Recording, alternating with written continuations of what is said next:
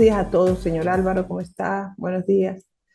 Bien, Buenos días, profe. ¿Cómo bueno, amanece? ¿Cómo ha pasado? Cristo, Ezequiel, la señora Sandra, María del Pilar, Alfredo, Álvaro, bueno, estamos aquí Buenos listos. días. Muy buenos Muy días, buenos muy buenos días. días Muy buenos días. para dar Buenos días. inicio a la segunda clase síncrona de la asignatura Filosofía de las Ciencias en el programa de doctorado en Humanidades y Mención de Educación para el grupo de homologados. ¿Ok? Bueno, eh, ayer estuve revisando el aula virtual en forma general. Hemos tenido participación. Falta todavía un poquito de algunos alumnos que vamos a, como quien dice, a motivarlos para que esta semana puedan nivelar sus actividades y puedan dar participación en el aula virtual. ¿Ok? Recuerden que todo este tipo de actividades pues suman al momento de la nota final. ¿Ok? Bien, bueno, entonces me gustaría simplemente como preámbulo eh, escucharles sus opiniones sobre la actividad de preguntas y respuestas que les pareció con respecto a estos tres filósofos como Sócrates, Platón y Aristóteles. Brevemente, voluntariamente también. Señor Álvaro, buenos días. Sí, puede Muy, intervenir, señor Álvaro. muy buenos días, profesora. ¿Cómo amanece? Bien, Bueno, gracias. gracias a Dios, bueno, fue una actividad relativamente abordable. Estuvo centrada básicamente en la temática que estuvimos desarrollando en la sesión de clases pasada, Ujú. orientada hacia lo que era la parte introductoria de la filosofía de la ciencia, el pensamiento central de Sócrates, Platón, Aristóteles, sus aportes en cuanto a lo que era el modelo de construcción desde la ciencia, desde el conocimiento y desde el sistema de la escuela. Entonces, digamos, la actividad muy tendiente a lo que nosotros estuvimos abordando en clase. Y entonces también observamos los materiales de apoyo que fueron, digamos, muy pertinentes para el desarrollo de la actividad como tal. Ay, qué bueno, señor Álvaro, que se haya compenetrado con la actividad y que le haya gustado. Ok, a ver qué dice Cristo, Sandra, qué les pareció la actividad, que finalmente la lo pudieron subir a la hora. ¿Qué les pareció? Eh, sí, doctora, muy buenos días. Muy buenos días.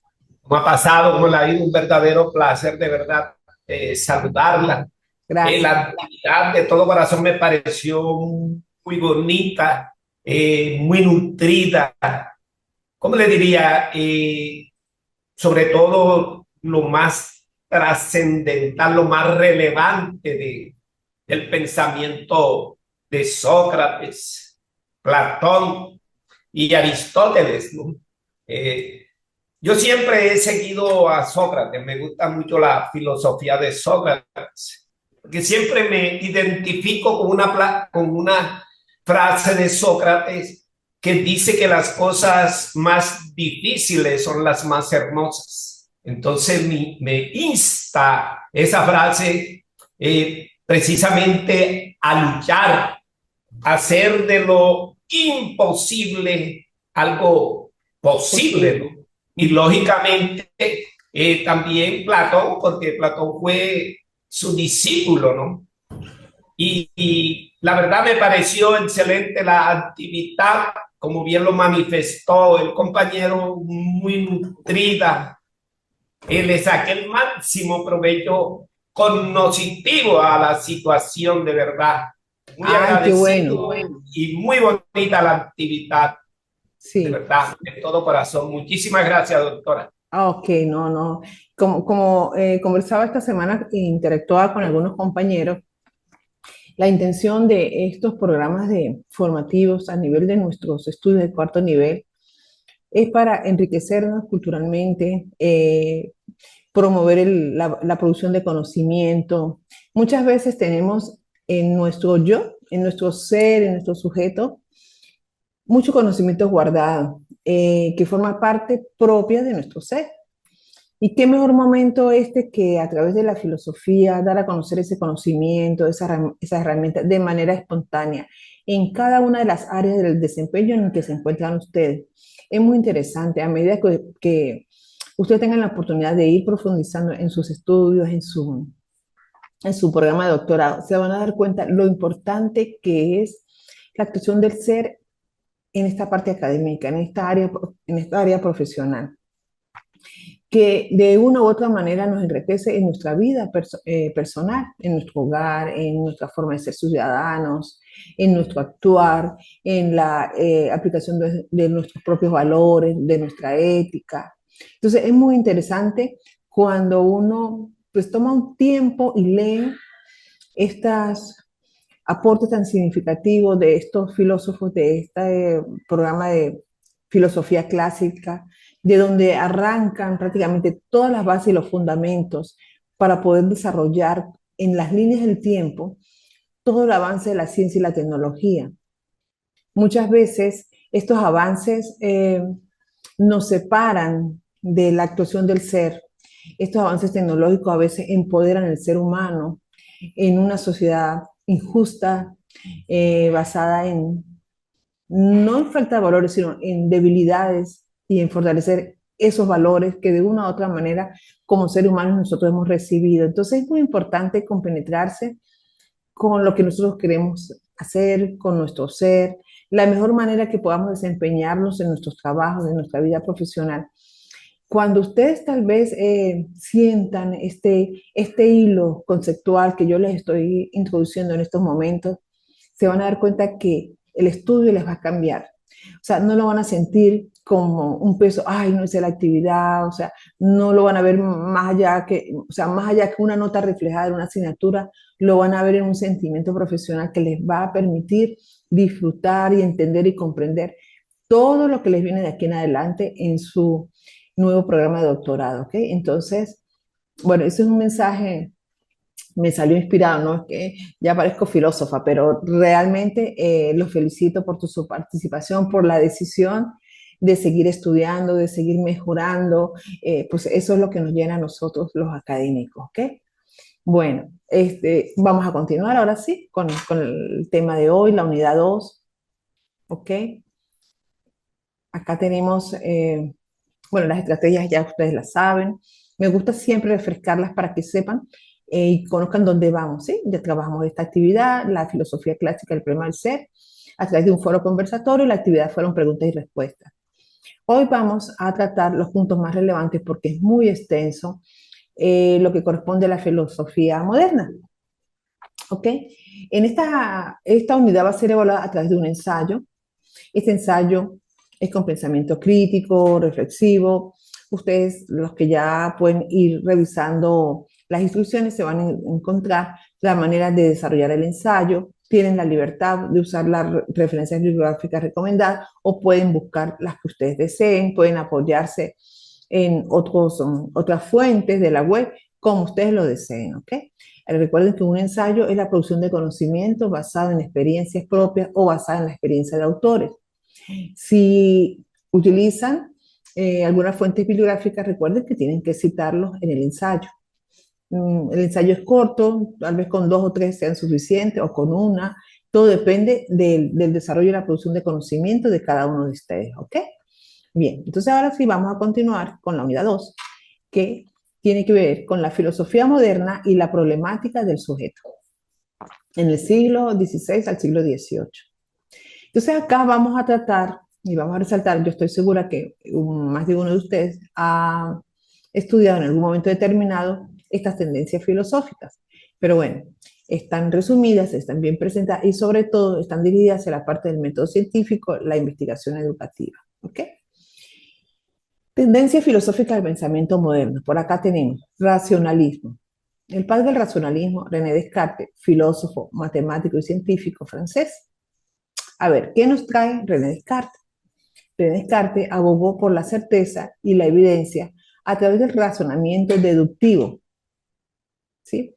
Este razonamiento deductivo, perdón un momentito, este razonamiento deductivo, establecido en su momento, relacionó lo que ellos llamaron locución latina y en la expresión cogito ergo sum, que significa pienso, luego existo. O sea, primero pienso y luego existo, como un principio fundamental del racionalismo aportado por René Descartes.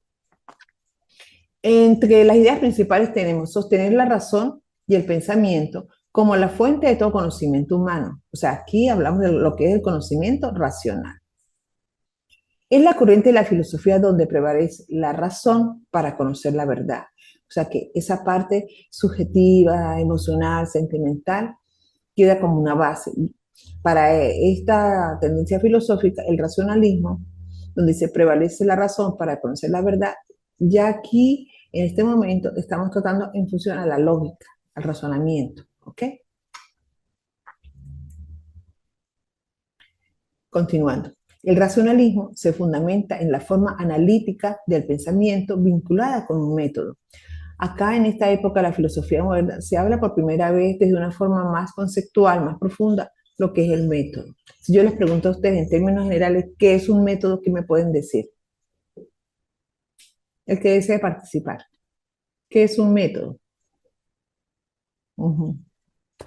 Señor Álvaro, adelante. Profesora, en filosofía el método es la vía de acceso que el sujeto determina para llegar al conocimiento de una realidad. Los métodos tienen dos principios. Ellos están fundamentados en el rigor lógico y el empleo de razonamientos. En este caso, como estamos hablando del tema de la filosofía moderna, obviamente nos tenemos que centrar en lo que usted viene planteando, lo que es el concepto de Descartes. Y Descartes propone un método para llegar al conocimiento de la verdad. Esa verdad él la plantea en un método que se llama la duda metódica.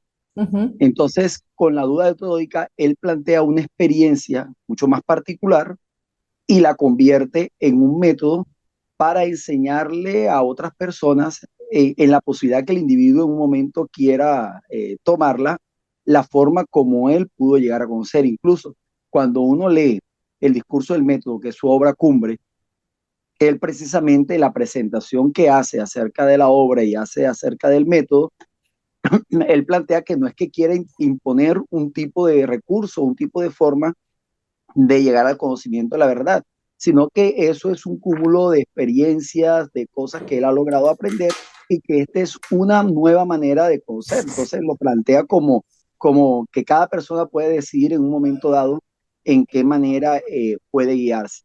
Lo curioso está que la época moderna, como es una época que experimenta toda una serie de cambios, recordemos acá en clases que el modernismo nace poco después de lo que fue el descubrimiento de América, es decir, que estamos hablando de las postrimerías de lo que fue el siglo XV, a partir del año de 1492, y se extiende hasta el siglo XVIII, que es cuando se da el proceso de la Revolución Francesa en 1789.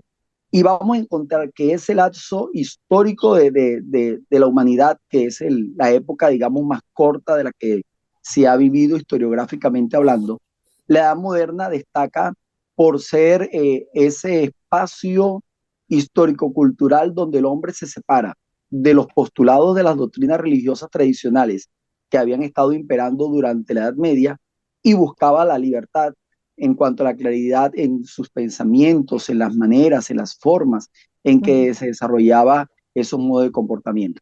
Con ello no estoy tratando de decir de que se acostó el mundo siendo Edad Media y al día siguiente amanecimos siendo modernos, no. Esto es un proceso que se vino dando a través de los tiempos, no surge súbitamente, porque ya nosotros vemos en el siglo XII, siglo XIII, algunos pensadores influyentes como Dante Alighieri, etcétera, que ya estaban generando todo un proceso de cambio. Además, el mundo venía también viviendo toda una revolución en cuanto al desarrollo tecnológico, la parte científica, y eso adentró al hombre a lo que era la construcción de un esquema de conocimiento que se llama el método como tal. Entonces ya el hombre ya comenzó a pensar desde dos principios, lo que era la parte del humanismo, que era la exaltación de los valores humanos, y el naturalismo, que era tomar la naturaleza como centro de estudio o como objeto de estudio, y eso necesariamente debió de buscar un elemento para poder dar un orden a los procesos, estableciendo propiamente los métodos con un rigor lógico y un empleo de razonamiento. Sí, y si usted se da cuenta, señor Álvaro, y a los compañeros también, en la última parte que usted comenta sobre la diferenciación entre la aplicación del método en cuanto a los razonamientos, la lógica y a la parte natural. Entonces, todas las bases fueron sentadas a partir de la filosofía clásica, ¿sí? Cuando discutimos la disyuntiva entre el physis y el nomo, ¿sí? La conyuntura entre la parte physis, la natural, y el nomo, la parte convencional. Entonces, desde ahí, a través de la evolución del tiempo y los cambios que ha venido dando la filosofía entre cada momento histórico, pues siguen sentándose esas bases de esa expresión tan interesante que fue el término de physis y nomo. Y fíjate que René Descartes, pues, lo afianza sin dejar a un lado la parte existencial del ser humano, pero a su vez hacia la parte del método, hacia la parte convencional, para poder, ¿qué? Para poder valorar un método hacia la parte de la investigación científica, para que diera sus primeros pasos hacia la validez, la confiabilidad de los resultados. Entonces, definitivamente, pues, estos filósofos son realmente interesantes estudiarlos. Cada vez que uno lee y profundiza un poquito más, se da cuenta de la importancia y de las bases que tiene la filosofía en la vida y sobre todo en las ciencias, en todas las ciencias.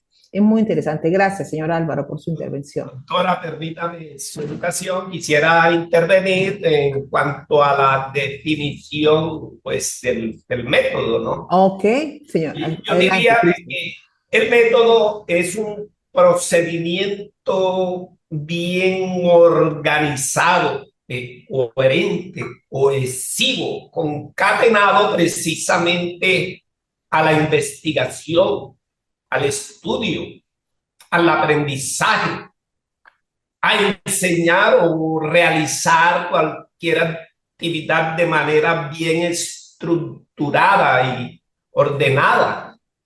Persigue como gran objetivo principal, esencial, el meollo, lo más importante, lo más trascendental, es precisamente resolver un problema de manera eficiente y efectiva, a través, como usted bien lo manifestó ahora, de Descartes en el cogito ergo sum, pienso, luego existo. Aquí hay una canción de Diomedes Díaz, no sé si lo escuchó, si conoce a Diomedes Díaz, Colombia, y dice, si luego pienso yo existo, dijo Descartes al pensar.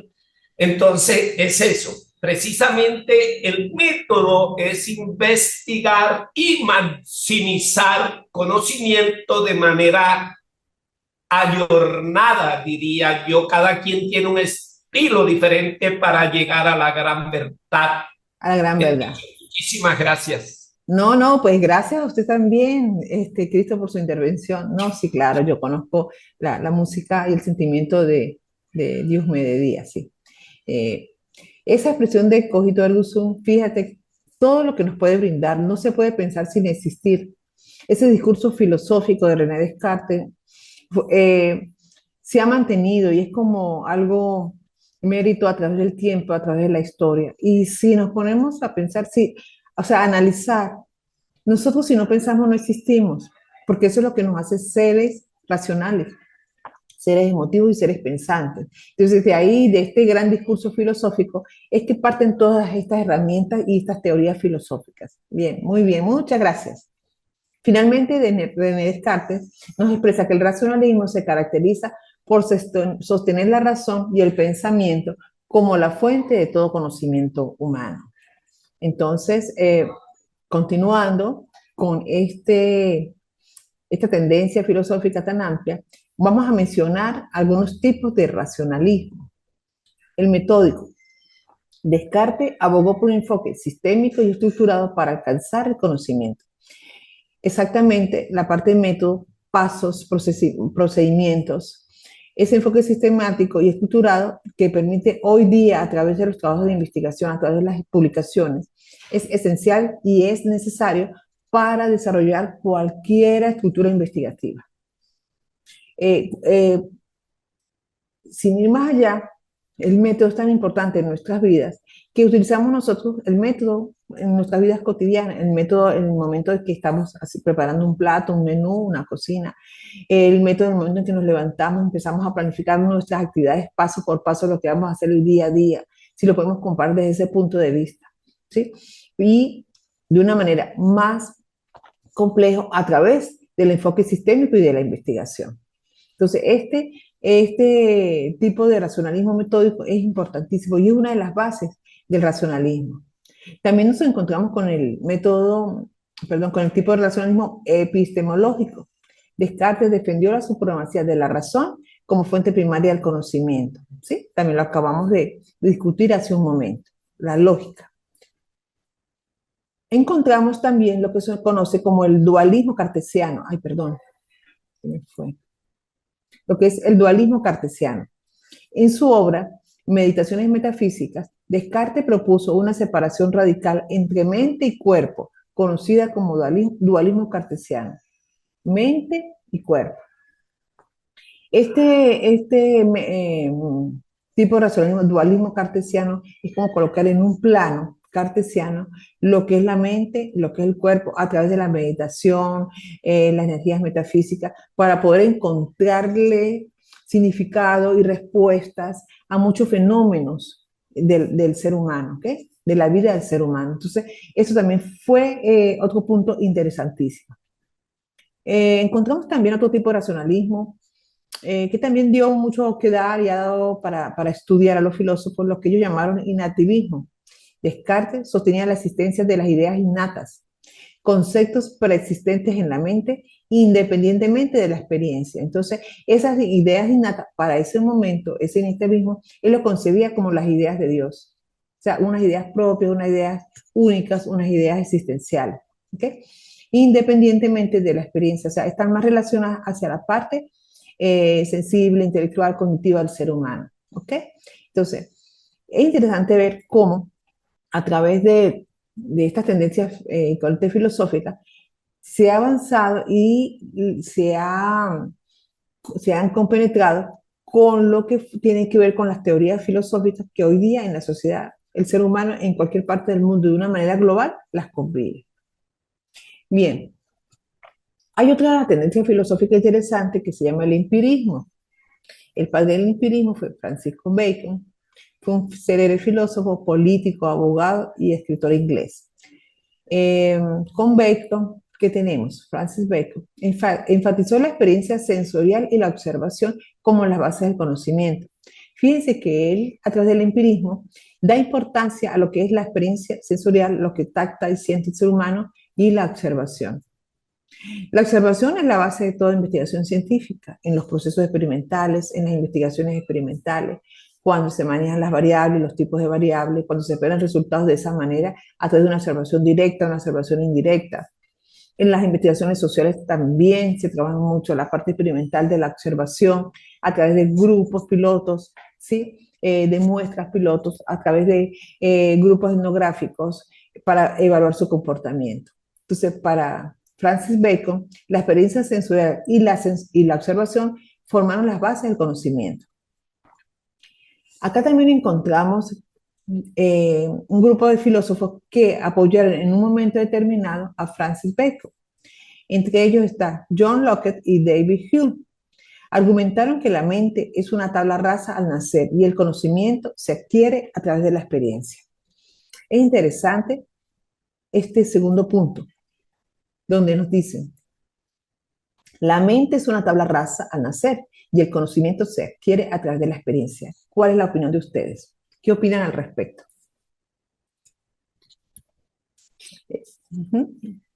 A ver, señor Álvaro, adelante.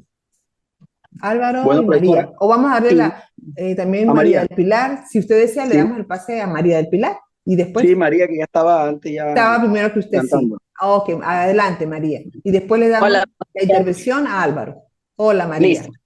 ¿Cómo estás? Bien, bien, gracias. Esto, pues, para mí lo que se sostiene más que todo en esto en John Locke, Ujú. es, pues siempre habla sobre la mente humana, así que es una tabulación. Nosotros a veces queremos como acaparar todo, pero siempre lo acaparamos es con la observación o la práctica. Sí, siempre el ser humano, uno se ve también con los jóvenes, sí, que si él no hace una práctica, siempre si es un concepto, a ellos se les puede olvidar. Lo hago Ujú, referencia a eso, sí, como un ejemplo. ¿Por qué? ujú, Porque esto uno se da cuenta que si usted lo hace práctico, el chico como que capta más lo que se le quiere dar, el conocimiento que se le quiere dar. Y eso creo que es lo que sostiene el loop, ¿no? De ujú. que el conocimiento sea por medio de una observación o de una, ¿cómo le dijera Experiencia, yo? una Una experiencia. experiencia, sí, sí, señora. ¿Para Ujú, qué? Para que sea una conexión o un acuerdo entre lo que se le dice como concepto y lo que ellos hacen como práctica. Porque a ellos también hay que dejarlo que expresen, ¿no? ujú. Pues aquí también lo que he manifestado, lo que he podido leer de él es que él quiere también que se manifieste lo que se siente, porque quedarnos en una sola cosa y que así no es, sino es como lo dice el docente, creo que no hay una respuesta concreta. Entonces, es decir, es demostrar eso, que es lo que yo puedo pensar en ese momento. Ya, muy bien. Con el Señor permiso del Álvaro. compañero Álvaro, por favor. Sandra, vamos a darle la participación a Sandra, Álvaro. Ok, vamos a Ok, escuchar a Sandra. siguiendo lo que dice John y David, Hay un poquito de ruido. Ajá. que dice que somos una raza al nacer, diríamos que somos inéditos. ¿Sí me escuchan? Aló. Hola, Debe hola. ser Sandra que tiene dos dispositivos cercanos, hay que cerrar uno. Sí, sí, hay algo que está interfiriendo con la señal. Ok. Ahora sí me escuchan bien. Sí. Ok, bueno, enfocándonos en lo que dice John y David, que dice que cuando nacemos somos una tabla rasa, pero podríamos decir estamos inéditos. A Ujú, medida que vamos creciendo y llenándonos de experiencia, es allí donde nosotros ponemos en práctica lo que es la experiencia a través de la observación, y que esto es lo que va enfocado a la investigación. La investigación para poder llegar a una verdad o para demostrar si algo es cierto o falso, tendríamos ujú. pues que a través de esa experiencia, como dijo la profe, la doctora, a través de grupos pilotos, a través de la observación directa o de ir al campo, porque para poder encontrar la verdad como investigadores tendríamos que estar en sitio. Cuando nos acercamos a esa parte, es allí donde nuestras experiencias pues nos enriquecen y donde cobra sentido lo que es la investigación. Entonces, miramos que estos filósofos, que es lo que es más relevante, pues lo miro desde mi punto de vista, que hace tantos años ellos pues pusieron en práctica estas ideas y hoy en día son la base de nuestra investigación aún. Todas las ideas de ellos aún están completamente vivas para nosotros seguir siendo investigadores y poder seguir adelante y poder demostrar y buscar la verdad. Ujú. Ok, muy bien, Sandra. Gracias, gracias por tu intervención. Señor Álvaro, ahora sí, vamos a darle el pase. Bueno, aquí encontramos nosotros un movimiento filosófico como el empirismo, que es Ujú, un movimiento que surge paralelo al racionalismo. Este es de corte inglés, mientras que el racionalismo es más de corte francés. Entonces, la tendencia era completamente diferente. diferente. Ujú, También porque venía muy influido de la parte religiosa de la época. ujú, Encontramos nosotros que los racionalistas todavía tenían mucha ascendencia dentro del catolicismo, mientras que las personas que hacían parte del empirismo ya venían impregnadas de todos esos movimientos protestantes. Entonces todo eso daba un proceso de transformación desde lo mental. Aparte de ello, ya Inglaterra, que es la cuna del empirismo como tal, también venía sufriendo toda una serie de cambios desde la parte tecnológica, porque ellos ya venían desarrollando de manera insípida o digamos en paso un poco más agigantado lo que nosotros conocemos como los procesos de revolución industrial. ok. Entonces vamos a encontrar que este empirismo que viene marcado desde el concepto griego de la emperia o de la experiencia, va a tomar como fuente de conocimiento todos aquellos elementos que son aportados desde el punto de vista sensitivo, es decir, todo aquello que viene impregnado por la interacción del individuo con sus sentidos, el gusto, el tacto, el olfato, la Ajá. vista, el oído, todos esos elementos que son muy importantes. Y aparte de ello, este empirismo se muestra eh, en rechazo a algunos principios de lo que se había establecido como la metafísica, que Ujú, fue una doctrina que implementó Aristóteles en el tiempo ujú, antiguo para darle explicación a todos aquellos elementos que estaban más allá de lo sensitivo, o sea, de lo natural o de lo material, por eso el concepto de metafísica. Entonces, el empirismo comienza a rechazar todos esos argumentos metafísicos y trata de explicar las cosas, los elementos a partir de los fenómenos. Es ujú, allí donde aparece el empirismo visibilizado como método, como movimiento, pero también como método. ¿Por qué? Porque es muy del empirismo un método que es paralelo al racionalismo, al método de Descartes de la duda, que se llama, en este caso, el método de las ideas inductivas. Entonces ujú, aparece la parte de lo inductivo, donde el conocimiento parte de unas premisas que son mucho más particulares y van tendiente hacia unas premisas o unos principios mucho más universales. Entonces surgen pensamientos y pensadores relacionados precisamente sobre la forma de cómo obtener el conocimiento. Entonces está el autor este que usted citaba, el caso de Bacon, que Bacon él plantea el método como tal, el método inductivo, pero también él trata de proponer una restricción a la inducción de algunos elementos, como el caso de superar todos los errores que vamos encontrando nosotros en la medida en que vamos alcanzando el conocimiento.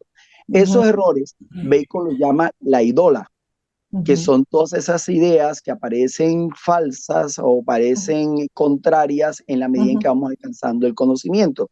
ujú. Obviamente, cuando se va avanzando en los tiempos, en las épocas, porque esta edad moderna fue una edad realmente fantástica donde Fantástico, sí. el conocimiento se aceleró a fondo por la exaltación de los valores humanos que se concibió en aquella época. Y entonces cuando usted pasa de un año a otro, de una década a la otra y de un siglo al otro, encuentra un mundo de transformaciones en cuanto a la estructura del pensamiento muy, muy, muy diferente. Por ejemplo, Luke, que es del siglo XVII, que han planteado aquí a usted y algunos compañeros. Luke digamos, desarrolla su filosofía a mediados de lo que fue el siglo XVII y un poco a lo que fue inicio del siglo XVIII cuando se presenta su muerte. Luz viene alcanzado de todas esas ciencias mucho más experimentales. Entonces estamos Ujú, hablando de la demostración fáctica con hechos de los fenómenos. ujú, Entonces es ahí donde plantea que el hombre percibe las cosas desde sí mismo y que esas percepciones es lo que permite en nosotros la construcción de pensamiento y del entendimiento. Por eso él dice que todo hombre en un inicio es como un papel en blanco, que es una expresión inglesa, el white paper, o tabula rasa, donde ajá, la experiencia, en la medida en que nosotros vamos adentrándonos en nuestra vida, esa experiencia va dejando huellas, va dejando marcas, va dejando registros y va formando lo que se llama el conocimiento. Y sí. hay algo que realmente es clave aquí, es la manera como se conciben las ideas, porque es que las ideas en estos tipos de autores, ellas pueden ser simples o pueden ser ideas compuestas. Entonces, las simples son aquellas que provienen directamente de la mente humana, pero las compuestas es aquellas que tienen una interacción entre el fenómeno natural, o sea, el elemento natural, más desde el enfoque aristotélico, y lo que es la parte del saber humano. Entonces ahí se conjugan esos dos elementos que le dan mayor fuerza, mayor vivacidad al conocimiento desde lo que es la parte de lo experimental. Y fíjese que otro filósofo de la época, Berkeley, George Berkeley, Ajá. Él Sí, también, lo vamos a ver más adelante, señor Álvaro. Ya ya, bueno, están que también enunciaditos, sí. Entonces es de vamos a esta hacer misma un break, corriente o y sea, para corta poder este tipo de continuar, señor procesos. Álvaro. Interesante. No, interesante esta discusión. Eh, Me complace el intercambio de conocimiento, el intercambio de experiencia, la retroalimentación que estamos haciendo en este momento es muy importante. Y fíjese que usted lo explicó de otra manera, ¿no? Cuando John Locke y David Hume mencionan que la mente es una tabla rasa al nacer y el conocimiento se adquiere a través de la experiencia. Esa tabla rasa al nacer es el ejemplo que usted colocó, estamos en una hoja en blanco, en cero, vamos a comenzar a llenar esa hoja blanca, a hacer memoria, a adquirir a través de las experiencias vividas el conocimiento, ¿no? Entonces, estas son teorías, incluso trabajos de investigación que se pueden desarrollar sin, bueno, sin medida en el sentido de que hay tanta información y hay tanto conocimiento para interpretar y hacer artículos espectaculares que de verdad es interesante conocer estas tendencias filosóficas. Y fíjate que en esta parte John Locke dice, se destacó en la epistemología, la política, la educación y la medicina. Si hay algo interesante en todos estos filósofos es la interdisciplinariedad que tienen o que tuvieron en su momento, en su época, que eso les permitió tener una visión mucho más compleja del conocimiento, de la sistematización, de la metodología, su aplicación. Entonces, cada uno de ellos nos va dejando aportes significativos, ¿sí? Algo sencillo como algunos aportes del fundador del empirismo, entonces John Locke, dice, apoyó como fundador del empirismo moderno y del método experimental. Y es lo que él trabajó directamente con la evolución del método científico, ¿sí? O sea, todas estas herramientas, todos estos recursos y estas bases teóricas nos han permitido avanzar para tener conocimiento, yo estaba en las 6, ¿verdad? Para tener conocimiento, exacto, sí, con las corrientes filosóficas vividas. Entonces, fíjese, David Hume, también filósofo, historiador, economista escocés del siglo XVIII, nos presenta en su obra Tratados de la naturaleza humana. Hume cuestionó la idea tradicional de la causalidad y argumentó que no podemos conocer la conexión necesaria entre eventos, sino solo la sucesión constante de uno tras otro, ¿sí? Argumentó en contra de las ideas innatas, pues como todos filósofos siempre tienen sus contraposiciones en enfoques y en teorías, ¿no? Postulando que el conocimiento humano se deriva de la experiencia. Entonces, de aquí, en parte, esa experiencia sensorial, esa experiencia vivida a través de los sentidos del ser humano, Hume le daba mucha importancia. Abordó cuestiones religiosas en su obra Diálogos sobre la religión natural. Es decir, es conocido por su crítica a la creencia en los milagros, argumentando que la evidencia empírica siempre favorece explicaciones naturales sobre las sobrenaturales. Esto es una posición y un enfoque bastante profundo, el que nos presenta Hume con respecto a la parte del conocimiento, las experiencias sensoriales, sus creencias, el innatismo de las personas, que el conocimiento se deriva absolutamente de la experiencia vivida y sobre todo sobre la experiencia sensorial y de las emociones. Entonces, es interesante ver cómo ellos nos presentan esta relación que nosotros lo hemos vivido a través de los momentos de nuestras vidas, a través de nuestra historia, pero claro, nunca nos hemos colocado a pensar si estamos aplicando empirismo, racionalismo, si el método científico está completo, integrado, si el simple hecho de estar haciendo alguna actividad con alguna herramienta, nos podemos lastimar y tenemos que aprender de esa experiencia para no volver a cometer esos errores. Esos son aspectos cotidianos de nuestra vida, pero nunca nos hemos puesto a pensar de que todo esto trae una fundamentación básica a través de la experiencia de estos grandes filósofos e historiadores, ¿ok? Entonces es muy interesante comprender esta parte. Ahora bien, empirismo y su significado, como para resumir. El empirismo como sistema filosófico enfatiza el papel de la experiencia, ya lo hemos mencionado, base de los conocimientos humanos y la evidencia, especialmente la percepción sensorial en la formación de ideas y adquisición de conocimientos. En síntesis, el conocimiento se obtiene de la experiencia. El entendimiento humano es una clave fundamental en esta tendencia. El conocimiento es solo conocimiento de ideas, ¿sí? Aquí hay un ejemplo muy sencillo, dice con el ejemplo del fuego. Afirma que la percepción sensorial representa la búsqueda de la verdad. Este ejemplo tan sencillo es lo que le comentaba. Muchas veces nosotros prendemos un fósforo, un cerillo, lo hacemos de manera incorrecta y nos lesionamos, nos quemamos. Estamos viviendo un conocimiento a través de una experiencia sensorial. Difícilmente volvemos a cometer el mismo error. Digo difícilmente porque muchas veces caemos en lo mismo, ¿verdad? Pero tenemos que aprender de una experiencia vivida, en este caso a través de una experiencia sensorial. Entonces, esta tendencia filosófica, empirismo, tiene también su base y su importancia, al igual que el racionalismo, el enfoque de René Descartes. ¿Ok? Bien. No sé, ¿alguien quiere intervenir y dar una opinión antes de pasar a la siguiente lámina? Doctora, sí, A Cristo. doctora, Ajá. nuevamente quiero compartir con usted o con mis compañeros, lógicamente, una experiencia que es coherente precisamente al tópico a tratar, ¿no? En cierta oportunidad tuve la gran fortuna precisamente de realizar una mini monografía sobre un municipio de acá del departamento de Sucre, específicamente Sincé, Sucre. ¿Entiendes? Bueno, listo.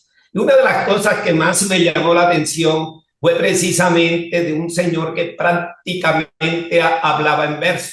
Jamás había pisado la puerta de un plantel educativo. Era 100% iletrado, valga el término, ¿no? A un señor se le muere un hijo y coincidencialmente el mismo día le nace el otro hijo.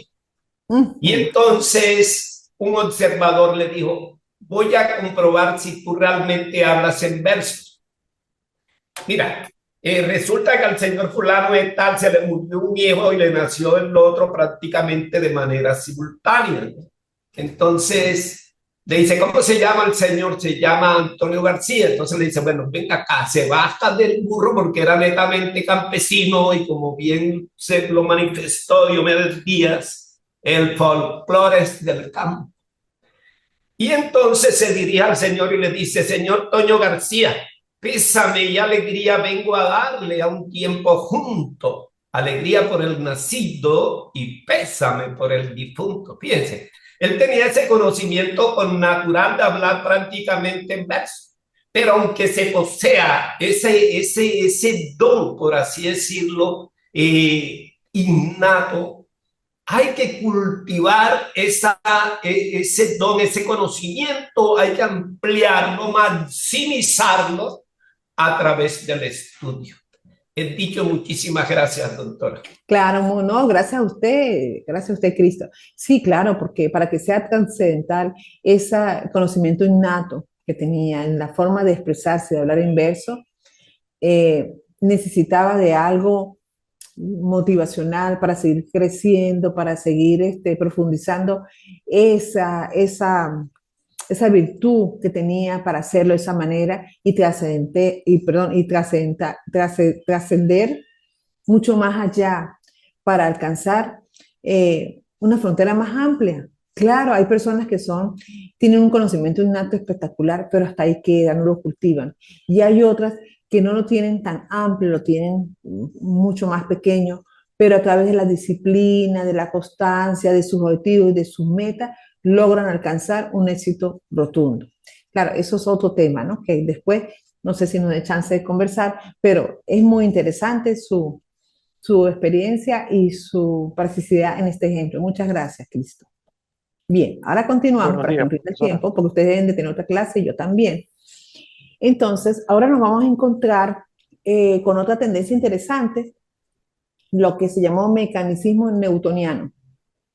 Este mecanismo newtoniano está influenciado por los logros científicos de Isaac Newton. Este enfoque consideraba el universo como una máquina perfectamente ordenada y predecible. ¿Quién de ustedes no ha escuchado hablar sobre las teorías de las leyes de Newton? La realidad se interpretó como un sistema mecánico regido por leyes matemáticas, entre las cuales se pueden mencionar las leyes del movimiento y las leyes de la gravedad.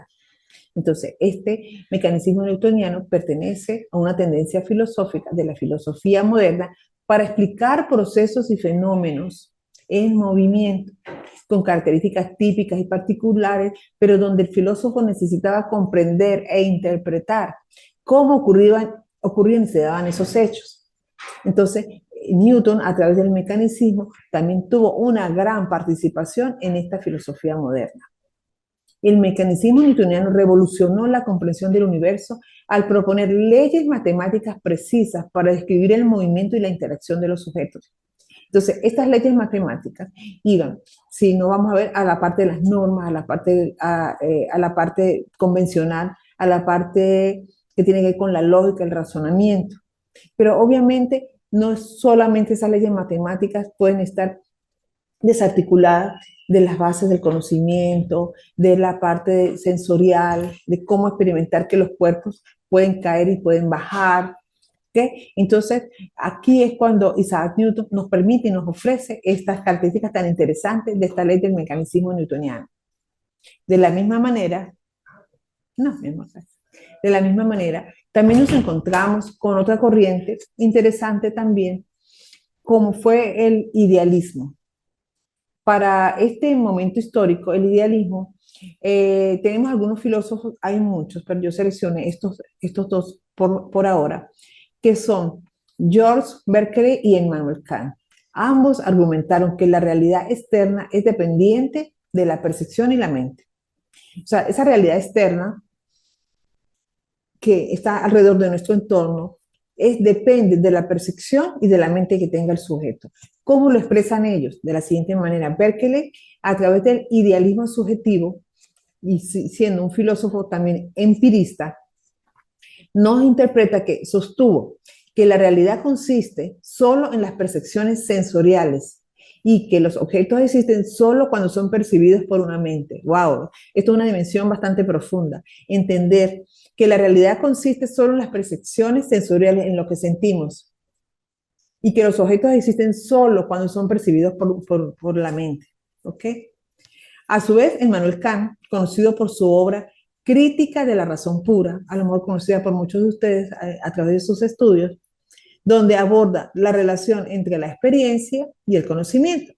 Fíjense, vuelve nuevamente Immanuel Kant a hacer un soporte a las ideas de Berkeley, donde la relación entre la experiencia y el conocimiento es interesante en su relación y en este plano, experiencia y conocimiento. ¿Ok? Entonces, Immanuel Kant introdujo la noción de a priori y a posteriori para distinguir entre conocimiento independiente de la experiencia y conocimiento derivado de la experiencia. Entonces, estos son términos fascinantes, complejos, sí, que estos filósofos en un momento determinado nos ofrecieron para poder entender que esta corriente filosófica del idealismo también estaba basada y vista por ellos desde el punto de vista en dos planos, lo que es la experiencia del conocimiento y lo que es una realidad y una percepción sensorial, y de la manera que el individuo puede interpretar a través de la mente los objetos. No sé qué les parece esta posición de Berkeley y de Immanuel Kant. Uy, no hay 10. Estoy completita con el tiempo.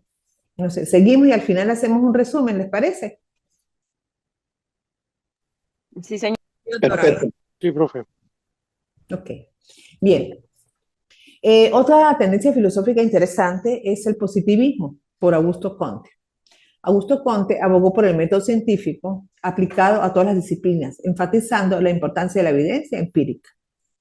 Comte es conocido por ser el fundador del positivismo, un enfoque filosófico y científico que aboga por el conocimiento, basado únicamente en hechos observables y verificables. Argumentó que la sociedad debería seguir los métodos de las ciencias naturales para comprender y mejorar la condición humana. Propuso una clasificación de las ciencias según su grado de complejidad, desde las ciencias matemáticas y físicas hasta las ciencias sociales. Creía que la sociología o la física social sería la culminación del conocimiento positivista. Augusto Comte, 5 minutos me quedan. Ok, chévere, gracias. Ya me están dando aquí el tiempo. No sé. Ok, propuso una clasificación de las ciencias según su grado de complejidad, desde las ciencias matemáticas y físicas hasta las ciencias sociales. Creía que la sociología o la física social sería la culminación del conocimiento positivista. Augusto Comte sí ha sido muy conocido por ustedes, ¿no? Creo que es uno de los filósofos que más hemos utilizado para el conocimiento y la divulgación del método científico. Ahora bien, tenemos esta otra tendencia que es el marxismo, desarrollado por Karl Marx. Propuso una interpretación materialista de la historia y de la sociedad. O sea, que él vincula los hechos de la historia al comportamiento del ser humano en la sociedad y sus alcances sostenibles, sus costos, beneficios. O sea, hace otro enfoque, ¿no? Digamos un poquito más racional, más sesgado en lo que se participó en lo que respecta a la filosofía moderna. Enfatizó en la lucha de clases como el motor del cambio social y abogó por la transformación de las sociedades capitalistas hacia una sociedad sin clases basada en una propiedad colectiva de los medios de producción. Marx propuso el materialismo histórico como un enfoque para comprender la evolución de las sociedades a lo largo del tiempo. Este enfoque revolucionó la manera en que se aborda la historia y la sociología. Un momentito, por favor. Ya va, un momentito. Ya, listo. Ok. Este enfoque revolucionó la manera en que se aborda la historia y la sociología al centrarse en las condiciones económicas y materialistas como factores clave en la configuración de la sociedad. Karl Marx se enfocó en que la lucha de clases, la fuerza de las clases como eje motor en una sociedad y criticó el capitalismo. Algunos aspectos de manera de síntesis.